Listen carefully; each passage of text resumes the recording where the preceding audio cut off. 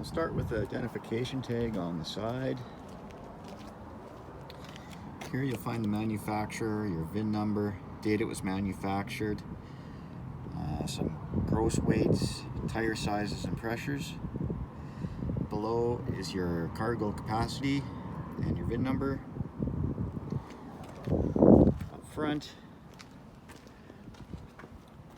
your breakaway up front here, just to note, if your battery's hooked up and this key gets pulled out, it does activate your brakes. If it's left like that for an extended period of time, it's going to drain your battery and possibly cause damage to your brakes. So you want to make sure that key stays in. You have your plug-in up there for your truck. Up front storage. Your landing gear controls up and down.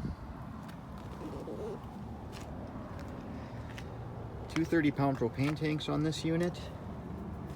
One on this side, one on the other side. Outside shower with hot and cold. 2 cranks. One's for your stabilizer jack, the other one will be for your spare tire. I'll show you those when we get there. You'll see there's a cover which says low point drain. So there's 2 low point drains in there. The valves are in behind there. I don't have to do too much with those until after you winterize. You can open them up and it'll just drain the last little bit of water and some antifreeze will come out. You have your sewer tank flush. If you are going to be flushing your black tank, just make sure that you have your black tank valve open. If you don't, it'll just fill up your tank and you could end up with a big mess. So there's low point drain, which is the ones in that compartment. You got your 2 valves there. You got your gray and another gray side by side. Your furnace intake and exhaust there. Just don't store anything in front of it. It gets super hot. Fridge vent here. All the controls are on the inside, so you don't really need to go in there. Hot water heater. All the controls are inside. The only thing you really need to know on here is the drain right here. Make sure that's drained for winterizing. You got to make sure, or else you'll have a cracked tank in the spring.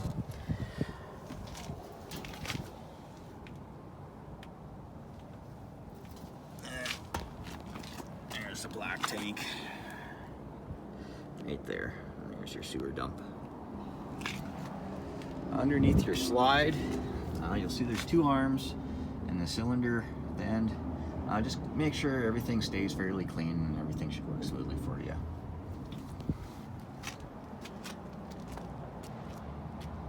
The compartment up there, you'll see that's just for plumbing for your shower. So there's no reason to go up in there unless you ever have a problem. And behind your slide, low point drain, so that's your freshwater dump or drain right there for your freshwater tank. The 2 hoses sticking down there is just overflows for your tank. Your stabilizer jacks at the back here. One thing to note with the stabilizer jacks, they're not meant for lifting your unit, just for stabilizing it. If you try to put too much pressure on them, they'll bend. So kind of level everything out first and then crank them down.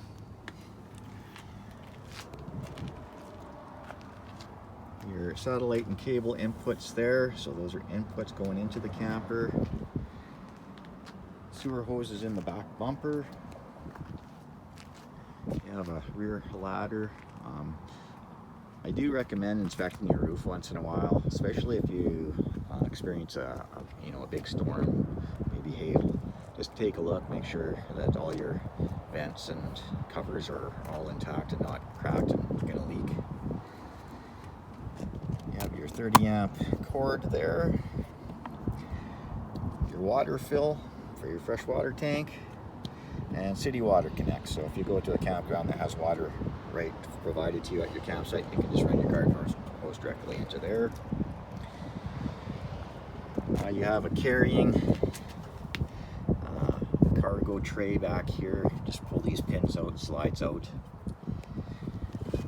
Another stabilizer jack on this side. Your spare tire, so that's where your other crank is going to come in play. There's a rod in there, and then your spare tire underneath. You can just crank it down. You got a propane quick connect with a valve right there if you want to hook up a barbecue or something out here. Here you have a output for your video and your sound. So if you ever wanted to hook up something out here like a TV or whatever, this is where you'd hook it up, and then you've got your outlets here. On your wheels, the center caps do pop off. There is grease nipples, so you can grease your wheel bearings. Not a bad idea to give them a few shots of grease once in a while, but if you are putting lots of miles on, I do recommend just getting them repacked once a year or once every 2 years.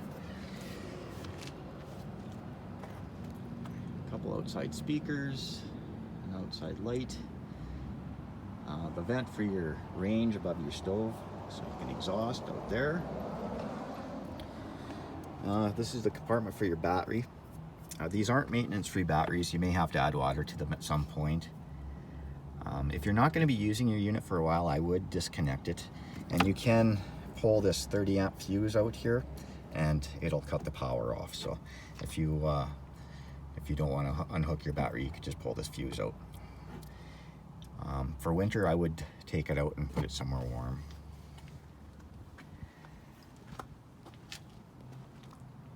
Your entrance door and step.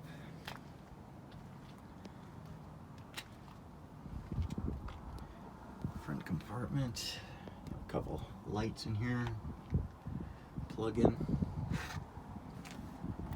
and your other propane tank. And then your selector is here. Wherever the arrow is pointing is the tank that's going to be supplying.